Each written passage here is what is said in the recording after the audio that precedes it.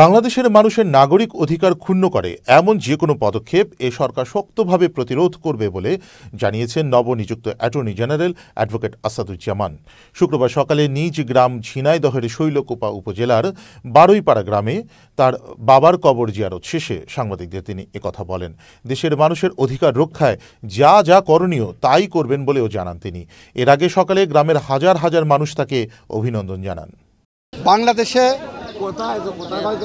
যে কোনো ধরনের অন্যায় যা নাগরিক অধিকারকে ক্ষুণ্ণ করে, যা মানুষের অধিকারকে ক্ষুণ্ণ করে, যে জন্য মুগ্ধরা স্বপ্ন দেখেছিল, যে জন্য আবু সাইদরা স্বপ্ন দেখেছিল, সেই ধরনের নাগরিক অধিকার ক্ষুণ্ণ করার যে কোনো পদক্ষেপকে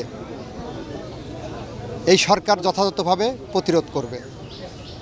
দ্বিতীয়ত বলেছেন ডিজিটাল সিকিউরিটি অ্যাক্ট, তথ্য প্রযুক্তি আইনের বিষয়ে এই সরকার যেহেতু জনগণের দ্বিতীয় মুক্তিযুদ্ধের মধ্য দিয়ে অর্জিত সরকার, এই সরকার নিশ্চয়ই জনগণের এই অধিকারের জায়গাটাকে সর্বাগ্যে রেখে বিষয়টিকে অ্যাড্রেস করবেন।